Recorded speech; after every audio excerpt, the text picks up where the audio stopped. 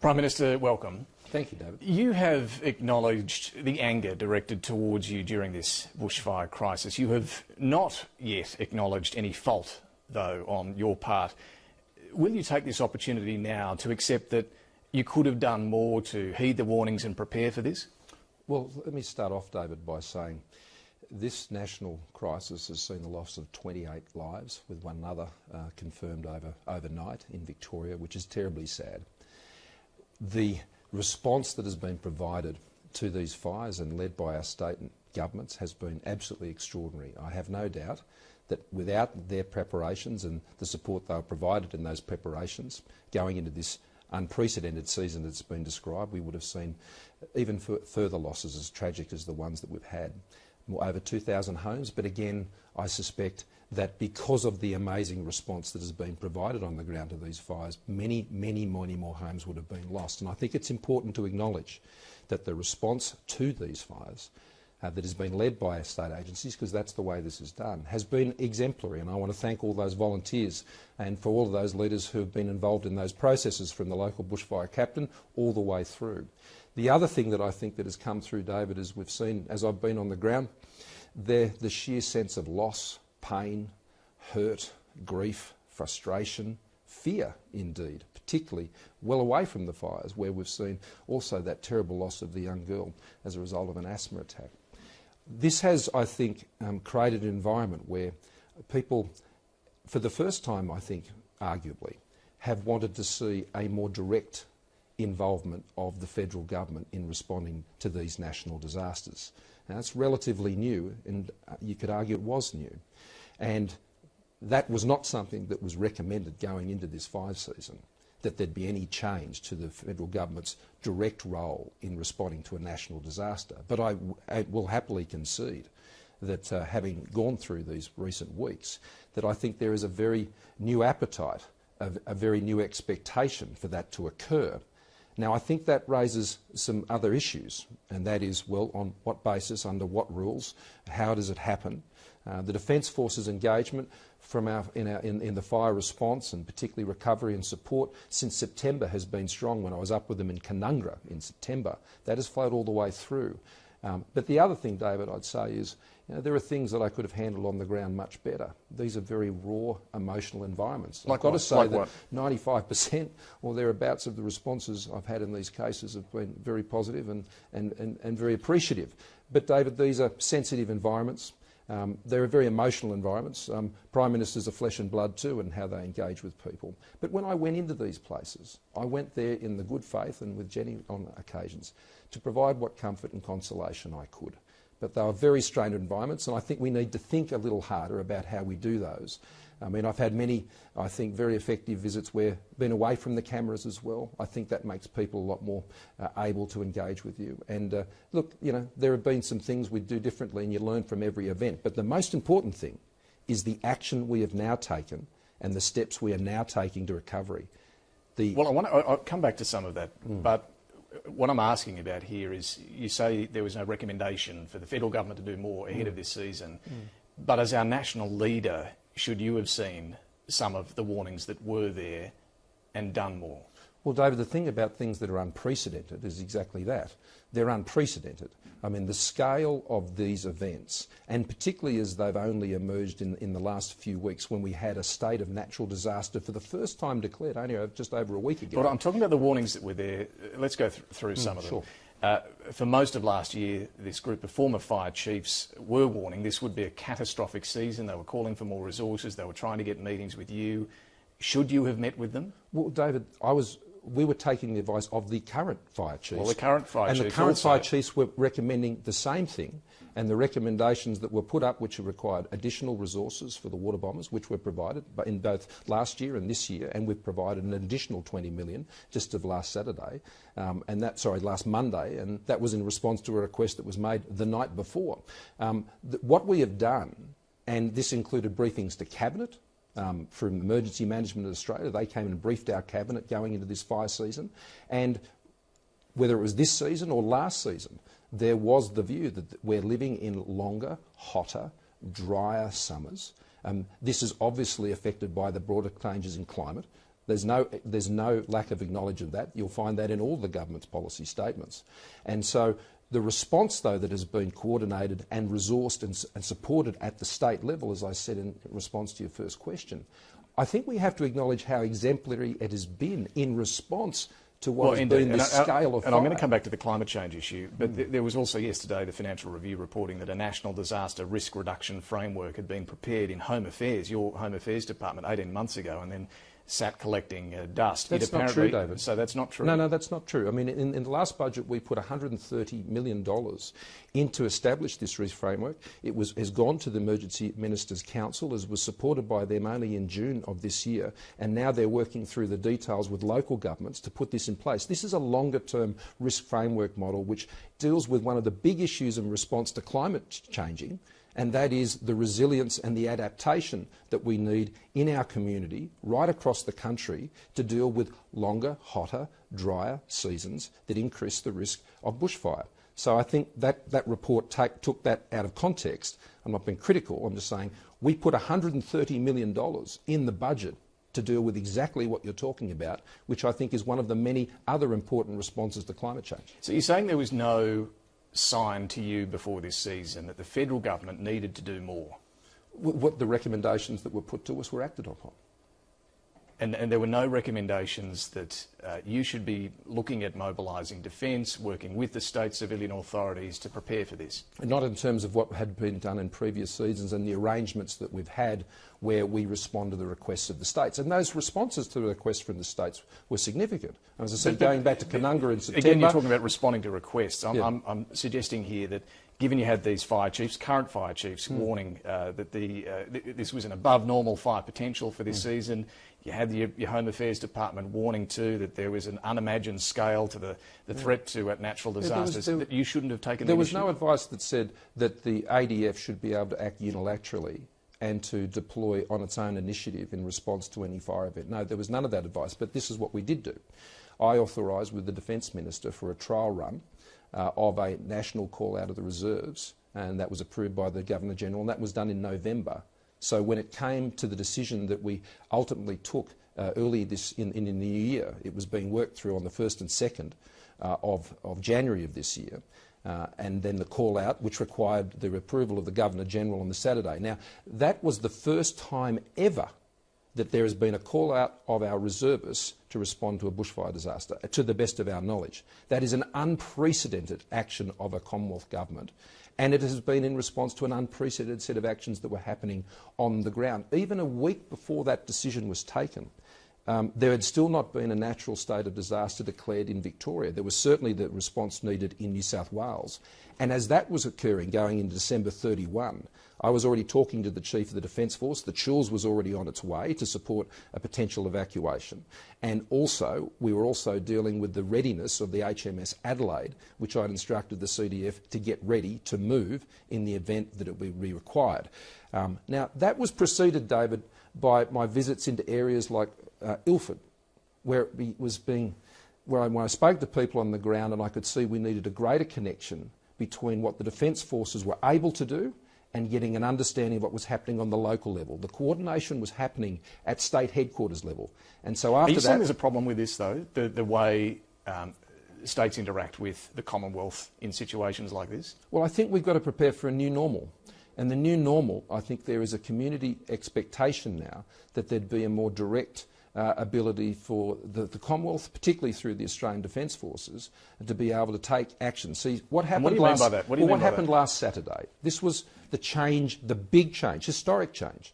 It moved from a respond to request posture to a move and integrate posture, which means the Defence Force moving in and then coming in and working with the local effort without request, without any instigation at a state level. You still need state permission to do that, though. Well, we are acting under what I'd call a very agreeable environment, but these arrangements have pushed, I think, the constitutional authorities for us to act to its very edge, and that's why people talk about this being something you can just do. I mean, we required the authority of their Governor-General, and that we received very clear legal advice before taking the step. You had to take constitutional advice on that? Of course we did. I mean, this requires the call out of reservists and the CDF, Chief of the Defence Force, actually putting people into zones and disaster areas to provide responses. So does this need to change? I mean, you shouldn't surely need to get constitutional advice, see the Governor-General, all these steps before you can send in the resources. This is, I think, going to be one of the important lessons going forward. As I said, this is the first time where I think the federal government has ever been in a position where we've had to take this action. And to ensure that in the future it can be done in a way that I think is in a more preemptive posturing, that we can do that, I think, more seamlessly. Now, one of the things... So you want the power to deploy defence assets when you think you need to? Where the Chief of the Defence Force believes there's a risk to life and safety and can support But we're talking about efforts. state-run national parks and so on, aren't we, to deploy them into? We're talking about the state Crown land. We're talking about any area, and it would have to be done under the legal authorities of the state governments. The point I'm making is I think the states have worked really closely with our ADF, and there's no criticism of that by me at all, or any criticism of the state efforts. I think they've been outstanding. What I am saying, though, particularly we've seen it, I think Australians have seen it, in the way we've been dropping fodder, getting contact to remote communities, undertaking evacuations, road clearing, proving a route, at least for heavy vehicles, military vehicles through to Malakuta. The work that is being done by the ADF has massively supplemented and boosted and amplified what the states are being able to do on the ground, and I think there's been a lot of lessons learned there. Okay, so just to be clear, this will be a priority when Parliament's back. Will it require legislation to give Defence this power? Well, the first step, I think, look, I think there's obviously a need for a national review of the response, and let's not forget the they're not finished yet. Is that what you're talking about? I think that is what would be necessary, and I'll be taking a proposal through Cabinet to that end, but it must be for a done, National Royal Commission. Yeah, but it must be done in consultation with the states and territories. So I think Australians have a very reasonable expectation that any Commission of Inquiry, Royal Commission, would need to cover the full gambit of issues. And I think that there's three to those. There's obviously the operational response, which would normally be looked at, and I have no doubt the states will undertake their own operational reviews of their own exercise during and post this The Royal event. Commission might run for a year. You can act in the Let me say that there are two other issues that it would need to address. The second one would be this federal issue of how the states and the territories and the new role potentially of the Commonwealth, and that needs to be fully assessed. And the third one, David, I think is it has to be done in the acknowledgement, not to seek an answer to, but in the acknowledgement of the climate we now live in and how climate change has affected that. That is not an issue of dispute. That is an issue of acknowledgement. So you're open to having all that looked at? Of course I am. And whether Australia needs to do more on climate change? Well, I think the climate change response has three elements. The first one, which is most talked about, is emissions reduction. And Australia is taking actions on emissions reduction. We are a signatory to the Paris Agreement, and I can come back to that. The second one is our climate change action in relation to resilience. Our emissions reduction targets can be higher or lower, but the fact is the next 10 years and beyond, we're going to be living in a very different climate, and we need to prove our resilience in response to that on the ground through a range of measures which have both state and federal responsibilities. And the third is the climate change adaptation. And these are the areas of climate change action that I think need greater attention, because they're the things that are practically affecting people's daily lives here in Australia, where we can do practical things that can make us more resilient and ensure that we're safer. Okay, well, let's talk about climate change now, as you've raised this. So you are willing to have this dealt with at a Royal Commission, and you are willing to change your position on climate change? Well, what we will do is, on a mission, I've talked about the other two areas of resilience and adaptation, and I think they need to be and that includes our water infrastructure and responding to drought. I mean, it isn't just restricted to bushfires, it deals with floods, it deals with cyclones, it deals with the drought, which is affected by these broader issues. And adaptation and resilience is key to that. Building dams is key to that. Native vegetation management is key to that. Land clearing is key to that. Where you can build homes is key to that. And that is as much a climate change response as emissions reduction. But to talk of emissions reduction, we have and will meet our 2020 target, and many countries like ours won't. Well, and that's important. Let's just talk about that, because Sure. that requires the use of the so-called carryover credits from Not the for Kyoto 2020. for 2030 Yeah. from the Kyoto period, right? Where we were allowed, Australia negotiated a deal to increase its emissions. we are the only country that has committed to use these carryover credits. Others are thinking, few others are thinking about it. But is that really leading the world when it comes to this issue? Let's deal with first principles. Let's deal with right now, because the fires are right now. And the environment in which these fires are taking place is an environment where Australia is one of the few countries that has met and will beat its 2020 Kyoto emissions targets. Now, other countries have used carry-forward credits to meet those. I mean, New Zealand have done that from Kyoto 1. So that's not an uncommon practice. Yeah, that other countries... Now, Prime Minister, we need to reduce emissions. No, I understand that, and we are reducing emissions. Emissions today are 50 million tonnes less on average each year under our government than under the previous government. We meet our 2020 and beat them by 411 million tonnes. Your own department... Just let me finish the answer, David. By 2030, we have a 26% reduction target, and it's my intention, and this is the key point, to meet and beat that target. Thanks to these carryover credits. Well, if we're in the position where we don't need them and we're able to continue to reduce our emissions and use the technology and make the investments and continue to evolve our policy to ensure that we can reduce our emissions within the policy framework that I took to the last election, which was without putting a tax on people's living, without increasing people's electricity prices, without writing off $70 billion industries on which regional Australians depend on for their livelihood. And I believe we can achieve all of that. We have the highest level of renewable investment in Australia on record, and we are doubling per capita what we're investing. We have 1 in 5 homes with solar panels on their roof. What matters Few countries can boast that. What matters here is emissions, right? How much is being emitted. This year, 2020, according to your Environment and Energy Department, Australia is going to emit 534 megatonnes of CO2 equivalent. In 2030, the projection is 511 megatonnes. Doesn't sound like a big reduction in actual emissions, does it? Well, we're 1.23% of the world's global emissions, so Australia on its own. I'm just saying, I'm just putting in context. I mean, when we could close down every single power generation facility in the country, and those emissions would be taken up by China in about 9 days. So I think we need to understand that global emissions don't have an accent. They come from many countries, and we need to look at a global solution which deals with encourage other bigger emitters like China, and that's why you should meet India, and beat your targets. But should we use these carryover credits because we're opening the door for others to do David, so?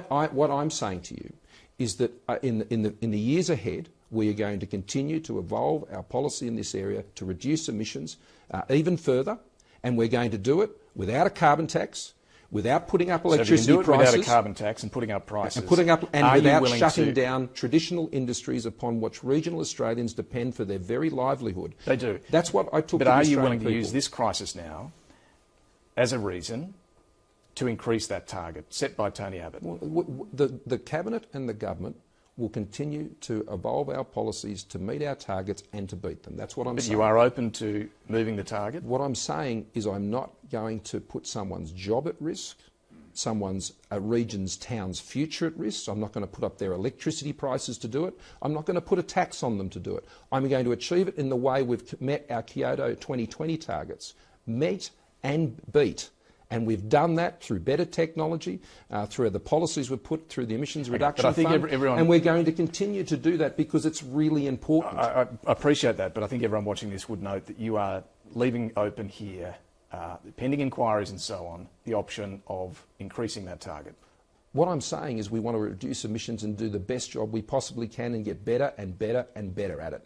And I want to do that within a balanced policy which recognises Australia's broader national economic interests and social interests. Is the problem for you, though, that within your party room, there are those who either don't accept the science of climate change or don't see it as a major factor here? George Christensen posted on social media overnight, the cause of these fires is not man-made climate change, but arson. Is he wrong? That the government's policy set by the Cabinet. My party room has a broad array... So we ignore George Christensen? Let me finish my answer. Our party room has a broad array of views, just like the Australian community has a broad array of views. And you've got to take everybody with you. Climate change, it is the government's policy, has obviously impacted on the longer, hotter, drier summer seasons, and that's the advice we've received, and that is not contested. That is the position of the government.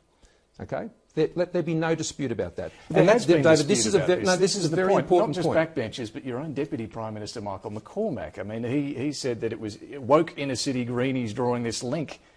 That didn't sound like what you're saying today. Oh, look, David, I've set out very clearly what the government's policy is, and in responding to your questions today about what we intend to do in the future, and that is to reduce emissions, to prepare our resilience for the future and to prepare our adaptation. We've already announced those measures in budgets. We've already put money towards those goals. That is the government's policy, and this is important because there is a lot of division being created in our community based on a false premise. And the false premise is about what the government's actions and policies are. The government is a signatory to Paris. That hasn't changed. The government's commitment to 26% emissions reductions has not changed. The government's commitments to take action have not changed. But a lot of people want you to do more. Your predecessor, Malcolm Turnbull, has written a piece in The Guardian this morning in which he says, quote, if ever there was a crisis not to waste, it is this one. Morrison has the chance now to reinstate the NEG, the National Energy Guarantee, with higher targets. Both he and Josh Frydenberg were among its stronger supporters when I was PM. They abandoned it in the lead up to an election to pacify the right wing of the coalition that sabotaged it in the first place. That's Malcolm's view. Is he right? What the government has done is enacted the reliability guarantee, which was at the core of the National Energy Guarantee.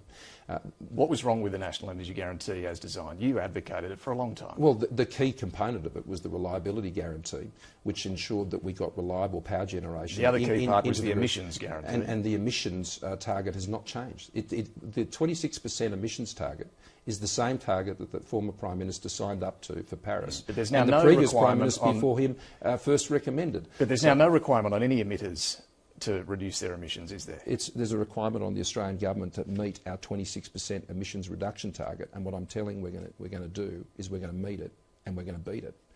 And that's what we need to achieve. Now, just coming back to your actions through all of this, correct me if I'm wrong, but you do acknowledge that some of your interactions on the ground you could have handled better, but beyond that you're not accepting any fault, any mistakes on your part? Well, I've talked about what I think has been the change in community expectation, I think, around federal government involvement. And I think I've flagged to you, I think, the areas where we need to learn from that and how to improve on that. That said, I'd say, though, let's look at what we've done in a very short period of time when this crisis went to an unprecedented level, particularly in most recent times. The call out of reserves, 3,000. First time ever done in response to a crisis. The establishment of a national bushfire recovery agency with $2 billion on top of all disaster recovery payments and assistance payments with the states. $2 billion on top of that. Since then, money already on its way. Will that be enough, PM? Well, if more is needed, more will be provided. So, but I haven't finished yet because the response is very important. Today, more than 70 million going into mental health support in communities, which deals with everything from first responders to those needing immediate counselling on the ground right now. Additional money going into headspace areas in places affected to support It's all adding people. up, isn't it? I mean, before the election, you told us you had delivered a surplus. What's that looking like now? Well, that will be assessed as we prepare the budget for May of this year. But what I said very clearly the other day, the reason we're in a position to move and put $2 billion down as an initial and additional investment is because we've managed our finances well. Now, if we had responded to previous calls to splash cash here and splash cash there, the government wouldn't be in the position that we are in today to make the commitment I'm making to the Australian people. $2 billion down now. If more is needed, more will be provided, and that will be done without a disaster levy or taxing you more or doing any of those things, because that would only hurt the broader economy, which we need to continue to be strong. And most recently, we saw those good retail figures come out in November. That's very encouraging. Obviously, the disaster will have quite a significant impact, particularly in the quarter we're now in. But that's why the recovery and rebuild effort is now our focus. Our focus now, the states have done an amazing job in fighting fires and protecting life and property. Our job particularly has been to support the immediate recovery operation on the ground through the Defence Forces, but now to start rebuilding these local economies. And that is something we've set about our task. This week we'll have roundtables with small business. We'll have roundtables particularly with environmental groups, and we'll have some announcements there as well in the not too distant future. Now is the recovery and rebuilding task. So when people decimated by fire, Small businesses have been wiped out. Know that the Commonwealth Government is working with the states to make sure that we can rebuild those local economies and communities. Let me come to a point of criticism that lingers. That's your trip to Hawaii. You know, despite the warnings we talked about that came last year and came in recent weeks, and as the fire season really started to pick up, you went on a family trip to Hawaii. Was that a mistake? In hindsight, I would not have taken that trip knowing what I know now. One of the great difficulties in any job, as you know, David, is balancing your work and family responsibilities. It had been a very busy year. I'd made a promise to my kids, and we'd taken forward that break, as I explained when I came back, and I thought I was very upfront about my contrition on that. You were a little defensive, though, at times. You called into 2GB from Hawaii after the story broke, and you said, well, you know, hang on, I don't hold a hose, mate. Did you not see the need for a national leader on the ground at that time? Well, I was on my way back at the time. I'd already made the decision to come back and cut that short. To ensure I could be back here. Why didn't you announce before you left that you were going? Someone else was acting PM. Well, I texted Anthony Albanese on my way out the door, so I wasn't being secretive about it. Well, to be honest, tell the media that someone else is now acting PM. I dealt with this. I mean, on the last two occasions when I've taken leave, I followed exactly the same practice. On this occasion, that was raised. It won't be done that way again. You learn from these things. The office won't do that again. All right. And as PM, you're a former tourism guy. What's wrong with holidaying in Australia? Well, the irony of all this is my original intention was to holiday on the south coast for 2 weeks, and I had to change that arrangement because I was supposed to be on my way to India for that visit to see Narendra Modi, the Prime Minister, and then Prime Minister Abe, and I had to bring forward my holiday with my family, and that was the reason for the change to that date. So it was a very unfortunate series of events. But will you be holidaying in Australia now? Well, I usually do, David, and I suspect I will. Well, you had Fiji and Hawaii last year, didn't you? David, I've holidayed on the south coast of New South Wales for almost all of my life with my family and my wife, and I've always been an advocate for that. Beautiful spot. But occasionally, like many other Australians, I might take my family away for a holiday. I don't think Australians would think dimly of that on the odd occasion, which happens. Well, PM, I know you do have to get back to it, but let me finally ask, what then are the lessons you've learnt as Prime Minister through all this? Well, the first of all, I think, is we were really moving into this new normal about what the role of the federal government must be in a very proactive sense. That is very different to what every Prime Minister has previously done, and that is obviously going to need to be assessed, and what powers and authorities and arrangements will need to be made with the states to make that a practical arrangement into the future. How you do things on the ground differently. People want to see you on the ground. I understand that, and that's why I went. I didn't go there with 10 months of media planning or anything like that. We walked into one of the most badly hit areas of New South Wales, and I expected people would be raw upset. I was prepared to go and do that because I wanted to be there and listen and hear. And I heard support, and I heard fury, and I've heard frustration, I heard fear, and that's why I turned up. And I'll always endeavour to turn up. But I want to do it so I can learn and listen to people in these environments. There's been plenty of critics, David. There'll always be plenty of critics. But the one thing I'll never do is I'll never allow distractions to take me from the task I have to keep Australians safe and do everything I can to support that effort. Prime Minister, thank you. Thank you very much, David.